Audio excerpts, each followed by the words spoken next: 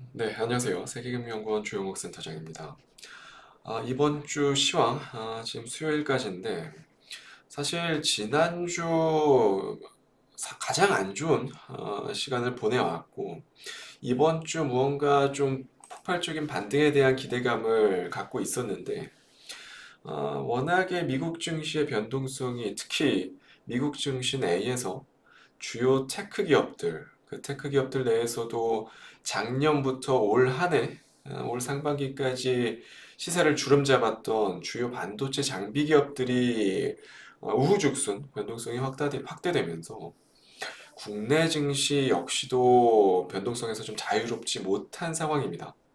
실제로 코스피가 그나마 선방을 하는 흐름을 보여주고 있고, 코스닥 같은 경우는 여전히 오늘 시세 보셔도 아시겠지만 이번 주 들어서도 변동성이 계속 확대되는 이 와중에도 저점이 끝내 잡히는 모습은 아니에요. 상대적으로 코스피의 강세가 계속 눈에 띄게 나타나고 있다라는 거고, 정말 코스피 같은 경우는 약간 맥점에서 올라오는 그런 느낌은 있는데, 코스닥 같은 경우는 보시는 바와 같이 전혀 뭔가 추세를 만들어낼 기미 자체가 안 보인다라는 거죠. 이 두 업종, 그러니까 코스피와 코스닥 지수의 가장 근본적인 차이는 주도주가 있느냐 없느냐 차이밖에는 없어요, 실제로.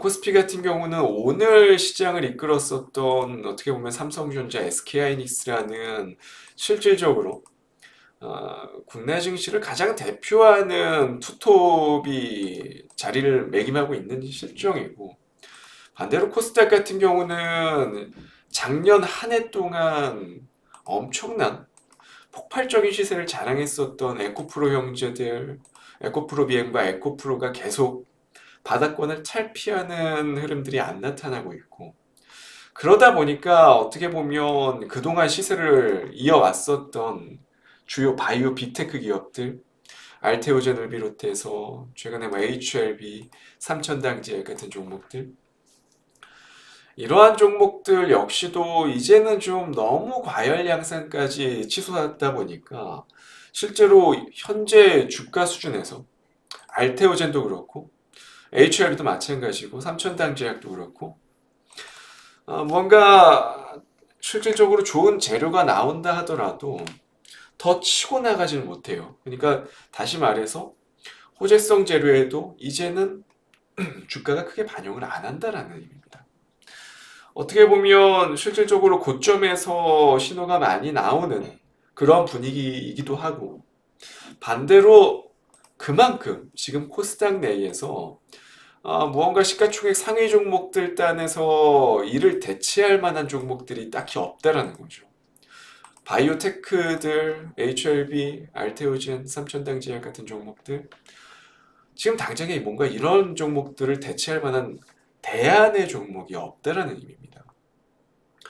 그만큼 코스닥의 고밸류는 계속해서 좀 논란이 되고 있는 실정이고, 실제로 지난 유튜브 내용을 토대로 다시 한번 언급드리지만, 코스닥 150 같은 경우는 지금 현재 계속해서 주가가 움직이질 못하고 있는 이 수준에서도 여전히 평균 PER이 코스닥 150 같은 경우는 200배에 육박을 하고 있는 실정입니다. 어떻게 보면 가뜩이나 시장 거래 대금 자체가 말라 있는 이 상황 속에서 외인이라든지 기관 같은 경우는 어쨌건 간에 무언가 밸류에이션을 토대로 바스켓을 짜고 ETF 성격의 자금들이 유입되기 마련인데, 그 밸류에이션 자체를 평가할 만한 코스닥 내의 시가총액 상위 종목들이 없다라는 얘기죠. 이제 2분기 실적 시즌도 어떻게 보면 주요 기업들은 죄다 발표가 됐습니다. 코스피 시가총액 상위 기업들 반도체 발표됐죠. LG엔솔, 삼성 SDI, 포스코그룹주, 이차전지 발표됐죠. 완성차 발표됐죠. 어떻게 보면 국내를 대표하는 수출 기업들은 이미 발표가 다 완료가 됐고, 코스닥 역시도 어떻게 보면 에코프로 형제들 어제부로 다 발표 마무리됐죠. 사실상 코스닥 같은 경우는 에코프로 형제들이 실적이 발표가 되면 그 다음 같은 경우는 알테오젠, 뭐 HLB, 삼천당, 엔캠, 셀트리온제약, 시가총액 최상위 종목들 대부분의 종목들이 어떻게 보면 실적이 의미가 없는 종목들이기 때문에 관심도가 떨어지거든요. 어떻게 보면 오늘 시장이 코스닥은 약보합권으로 마무리가 되고 상대적으로 코스피가 강세로 마감을 할 수 있었던 이유 역시도 이번 2분기 실적 시즌이 사실상 코스피의 우호적 분위기를 만들어 줬다라는 거죠. 이미 1분기만 하더라도 코스피 같은 경우는 선행 PER이 급진적으로 낮아졌고 1분기 실적을 토대로 해서 2분기, 3분기, 4분기 코스피의 선행 PER이 대략 지금 9배 중반대까지 내려왔습니다. 실제로. 그만큼 당연한 거죠. 어떻게 보면 당연한 게 작년 2023년도 한 해 삼성전자와 SK하이닉스의 실적은 박살이 났습니다. 말 그대로.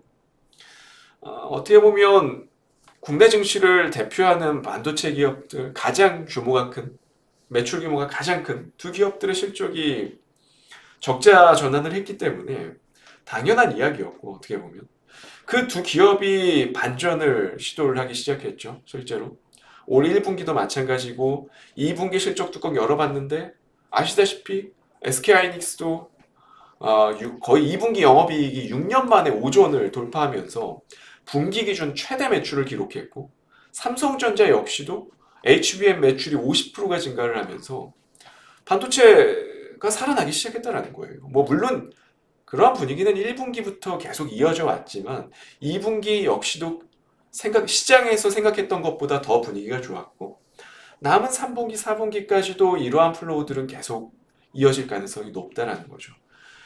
이제는 메모리의 시황이 많이 회복이 됐고 거기에다가 흔히 말하는 고대역폭 메모리의 매출 비중이 증가하면서 수익성까지도 덩달아서 증가를 하는 이러한 삼성전자와 SK하이닉스가 살아났기 때문에 코스피의 선행 PER, 그러니까 2024년 4분기까지의 실적을 토대로 했을 때 선행 PER이 9배 중반대까지 내려왔다는 겁니다.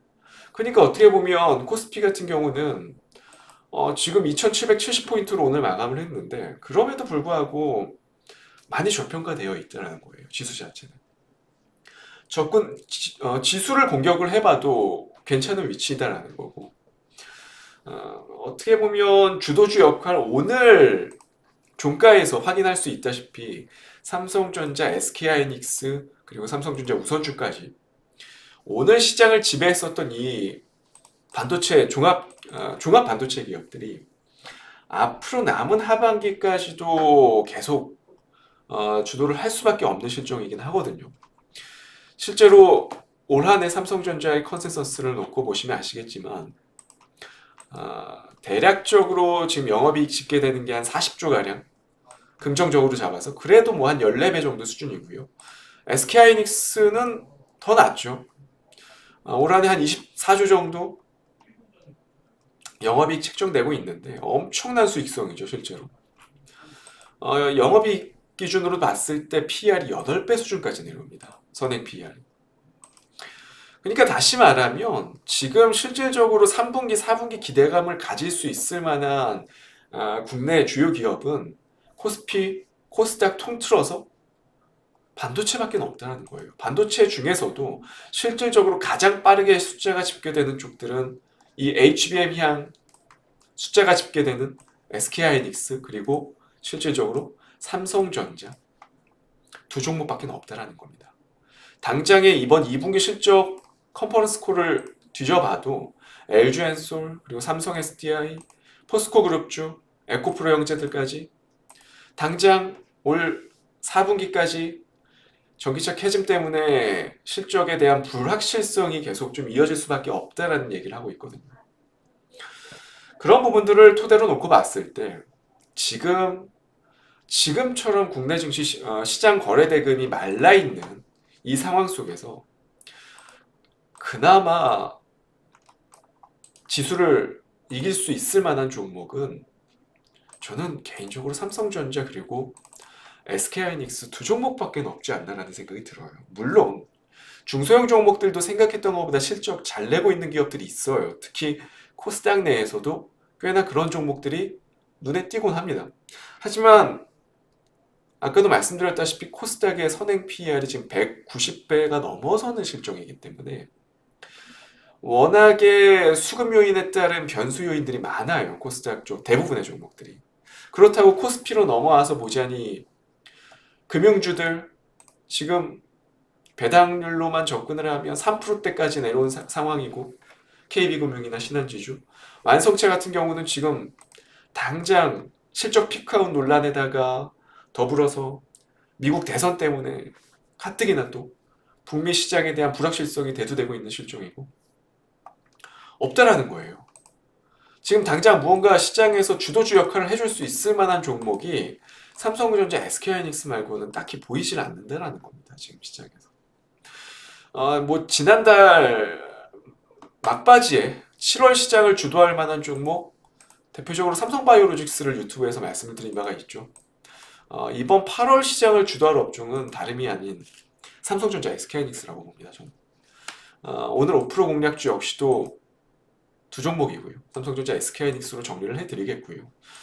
딱히 무언가 정말 공략할 만한 종목이 정말 안 보이는 시장입니다.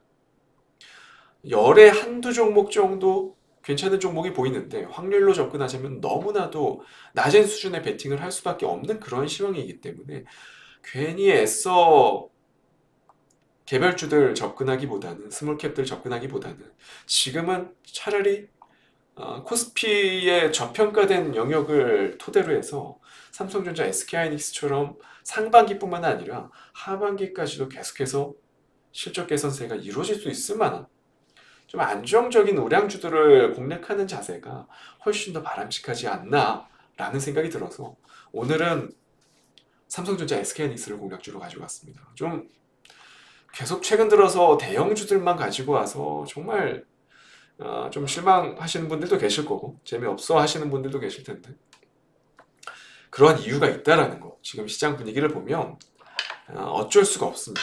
이러한 쪽에 조금은 더 의존을 할 수밖에 없다라는 거고 시장의 거래 대금이 증가하기 전까지는 이러한 전략이 차라리 시장에서는 더 효율적으로 먹혀 들어갈 거라고 생각을 합니다. 잘 한번 판단하셔서 봐보시길 바라겠고 저는 다음 주 이 시간에 또 좋은 종목 가지고 찾아뵙도록 하겠습니다. 오늘 방송 시청해주셔서 감사합니다.